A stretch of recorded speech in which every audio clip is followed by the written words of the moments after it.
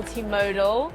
We're at the NEC Birmingham today, and I'm delighted to be joined by Rob Hardy from EORI. Afternoon. How are you, Rob? I'm good, thank you very much. Good. How are you enjoying the show so far? It's good, actually. We're only recently back from Munich, which is an enormous show.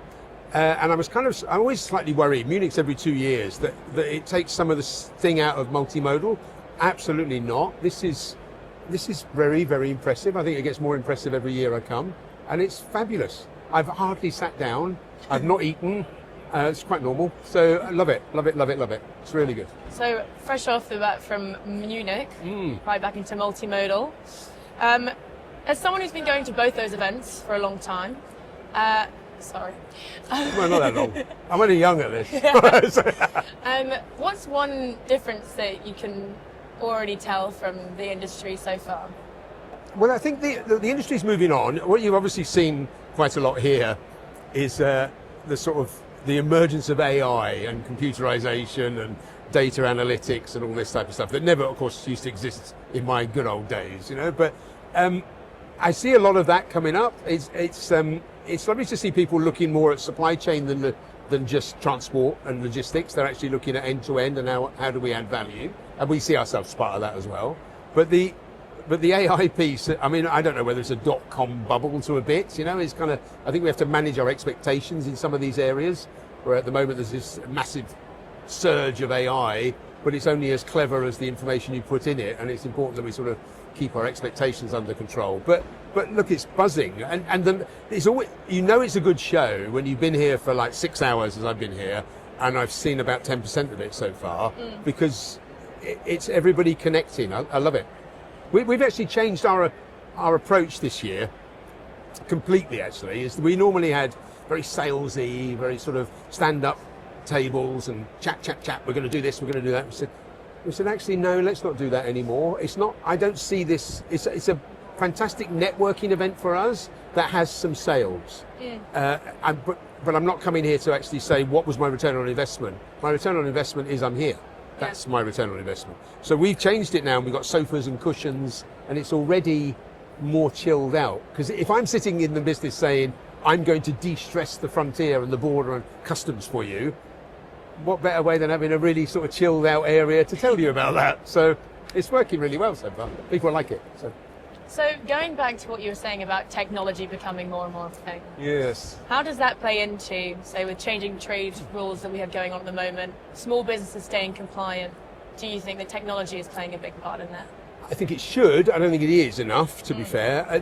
I did a talk last year at this event, and I haven't changed my mind since then, or I haven't changed my mind since about 4 years ago when I did that talk, which is, it's not about customs declarations, it's not about borders, it's about data. Everything is about data.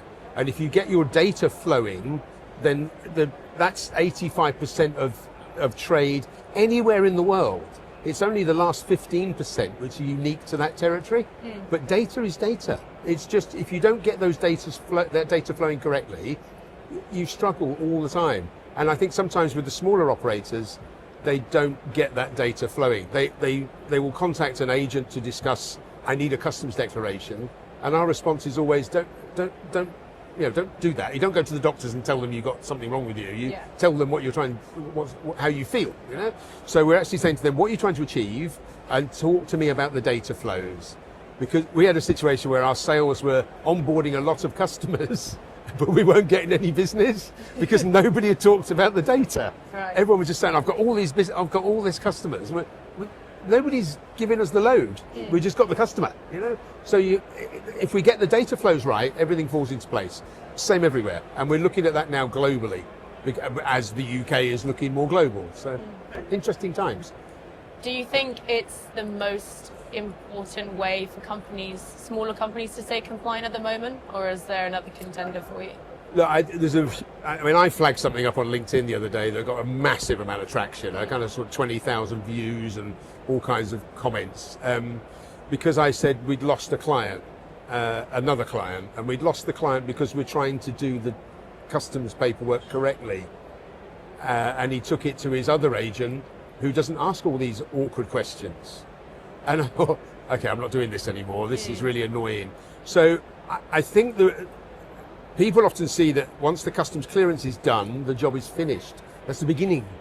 Now there's compliance, there's audit. HMRC have recruited, so I read, 5,000 auditors, compliance experts, and their job is to pay for themselves. Yeah. And they will pay for themselves with penalties and unpaid duties and what have you. They will pay for themselves. And we're not going to sit there and see.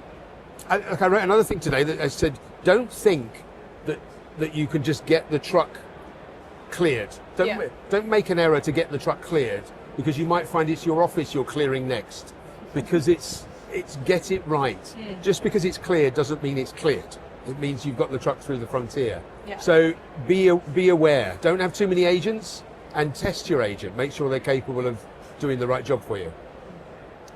So the EORI group have also been in the press recently. Yes. Partnering with 360 Pay. Yes. Can you tell us a little bit more about that? I can. We were always 67% Oakland International, who is a UK food distribution business for retail, long life chilled and what have you, and the balance was me. And Oakland have done us no harm. They've been a very good partner, very supportive partners through the growth through Brexit, and we went from under $1 million turnover to sort of 18 million turnover in 12 months. So it's quite a growth, if you like. So they were very supportive in that phase. But going forward, we were kind of, is it the right partner for us for the next stage of our development? And equally, Oakland were sort of having the same feelings as well. So the 360 Pay guys I've known for 25 years. I used to be a director of one of their businesses many years ago. So we had a kind of conversation. We said that our ideal client is a foreign logistics operator. 360 Pay's clients are foreign logistics operators, one of the largest. They've got 25,000 clients in Europe, 44 offices in Europe, and they're not particularly strong in customs. So it was an absolute perfect fit, and it doesn't challenge any of our customers, because they're not competitive with any of our customers. 360 Pay's business is ferries, road tolls, alpine tunnels. They handle about 2 billion euros a year in transaction values, and they're good guys. But they were quite weak in the UK. Yeah. So they're not weak in the UK anymore. And it's come with an M&A pot for us to go looking to expand. So, and the only pressure we're getting from them at the moment is who are we buying next, rather than the figures. We don't seem to mind about the figures. The figures are good, but it's all, what's the next step? What's the next step? We've got to grow, because we think, as normal, Brexit came along, the market mushroomed, and it had to, because there wasn't enough capacity, and there's always this kind of inertia of growth where it overgrows, and now there's a real consolidation period where people are starting to look at customs and saying, that was a massive growth, 21, 22, now it's becoming a bit of a headache. Yeah. And if business doesn't grow, it doesn't grow. It's like, we always used to say, if you're not moving on an escalator that's going up, you have to walk backwards. And if you're not moving, and many of them are not moving, it's because they're walking backwards, because the escalator's still going up. So it's been a good move. Like we were in Munich with them a couple of weeks ago. I mean, we're talking to our guys in every corner of Europe about, and conversations with transport companies that we can't normally get in the door, but now they're all personal friends. So it's been brilliant. They actually asked me in the acquisition piece, what's our sales pipeline? I said, well, you are. And they said, no, really, what's ours? And I know, really, you are. So they're our way to tap into all these contacts. So it's been really good for us. Win-win. Yeah, I think so. So this evening, we have the Multimodal Awards. Again. And again. EORI up again. Yeah, again. Okay. We will get one day. So. Is there something, so you're up for Cabby ENS. Is there something you can tell us about Cabby ENS that people might not know? We should, if this is recorded, we should have won. I mean, it's no. The one thing, like, we were never going to build this product. The ENS is the Safety and Security Declaration for GB imports, which was part of the Brexit border target operating model. CAN got kicked down the road many times, and we didn't really see much of a job for us, because the government had also created something called Single Trade Window, which was a free portal for hauliers, and this is the haulier's responsibility. Technically, it's the carrier's responsibility, which is the haulier if it's a truck, if it's an accompanied truck, and the ferry company if it's an unaccompanied trailer. Tends to be the haulier, to be fair. So lots of them were going to use the single trade window to meet this requirement, because it's a cost to them, and it's not something they can easily pass on. So they were all sitting there saying, well, we're fine, we're going to use single trade window. It's a pain, but we're good. Okay? And then the government parked the single trade window project because it wasn't really getting the traction. There were budget constraints. It wasn't really getting the popularity that they thought. It wasn't quite pitched right, to be fair. So they turned it off about 3 months before the Safety and Security Declaration became mandatory. So we thought, what are we going to do here? We can now either write a program and charge for it, but we're not really comfortable with that because our customers are foreign logistics operators. So from naught to BAU, to business as usual state, was 10 weeks. The team would love me for it, but I sat there and said, we're going to build a solution. Right, okay. How are we going to handle the payment? So we're not charging for it, it's free. So, how do you mean free? I said, it's free. We don't make money out of logistics companies, we make money for logistics companies. So this is a cost to them. I'm not willing to charge them. So we built a system that is completely free to use. You can self-serve, go on, do your safety and security declaration, and we will never, ever charge you. It's a free platform. And that's, we then did the show in, similar to this, only smaller, in Poland. Yeah. And we had people coming up to us, shaking our hands, saying, you've solved the single trade window problem. Okay, maybe not quite that, but the biggest selling point, and it was in the actual application or the presentation for the award, was what's the best financial aspect of it, and it's free.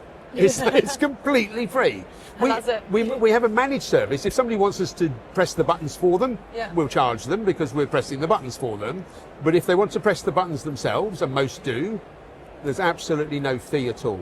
So we've provided a solution to the logistics sector completely to support the logistics sector because we want it to be a success. So it works, seems to work. So the best thing that can happen is that we get recognised for what we've done. Yeah, I hope you do. In a kind of philanthropic way of actually saying this, we've done it for the better of the industry. Yeah, I think so. Well, I hope you guys win. Well, I'll be there. I'll be crossing my fingers. So will I, again. Well, thank you very much for your time. It was great to hear about Cabby and us, 360 Pay and EORI. Wow. And I hope you guys have a great show. Thank you very much. Thank you.